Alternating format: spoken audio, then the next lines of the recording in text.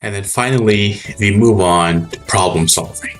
So, problem solving has three main types. The first one is trial and error, which is pretty self explanatory. It just means trying different solutions until you find one that works.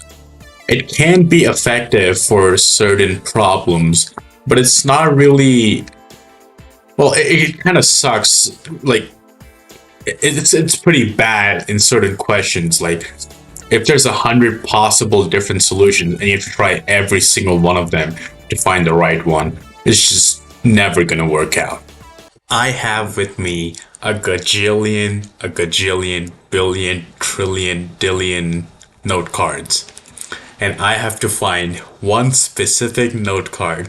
And I'm gonna check through all of these one by one by one by one by one by one by one. The second type is algorithms.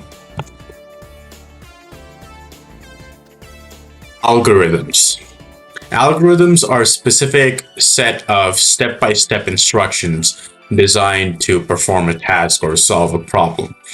This can be seen as your basic mathematics and formulas and things like that, where there's a set procedure that you have to follow in order to arrive at a solution. And you exhaust any other possibility that there might be before you arrive at that solution using those set of step-by-step instructions. And then the third type is heuristics. These are just simple principles that just make it easier for us to arrive at a solution to a problem. It's sort of like a rule of thumb that you use based on past experiences. I could comb through these gajillion, billion, dillion, trillion note cards all by myself until I find the one I'm looking for, but I know that I usually keep the most important cards near the bottom. So if I just take this out, I should have my card. Now, having these three abilities to solve a problem is nice and all, but we always have to be aware of biases that we might hold while we're making decisions. One of these is called the gambler's fallacy. It's when people believe that the outcome of random events are influenced by previous outcomes. Hey, buddy. How you doing, boy? Now, let me tell you, man, I've been gambling so much.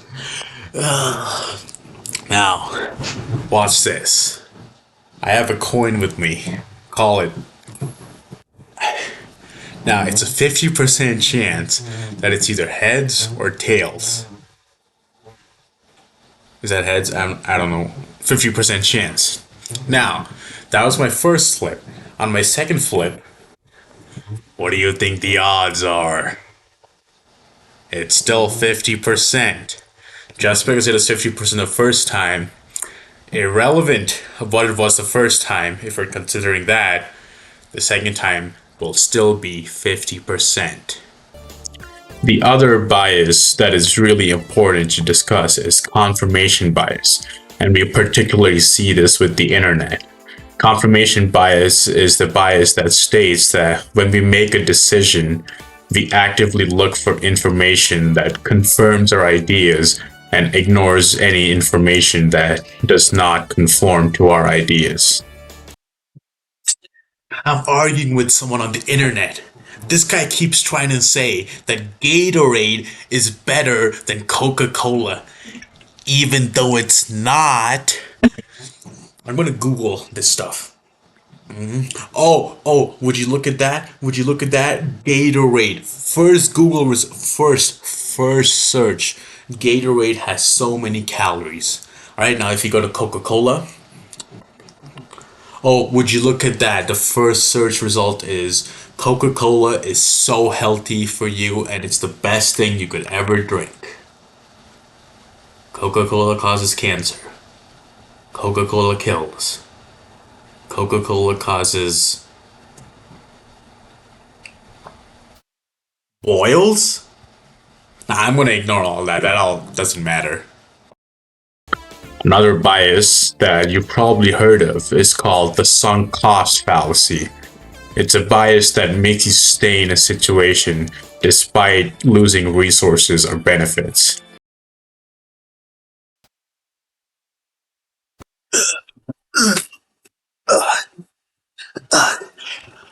I've lost my car, my keys, my wallet, my phone, my first wife, my second wife. But I gotta keep going. I can I can still get more money. Alright? 99% of gamblers quit right before they win big. It's really important to stay aware of these biases because the more you follow these biases, the deeper down the hole you keep going into. Now, the most important tool in your set is creativity. Creativity is the ability to produce ideas that are both novel and valuable.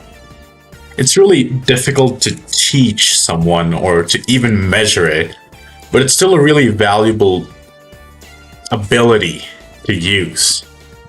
You need to have imagination. You need to have intrinsic motivation to do things.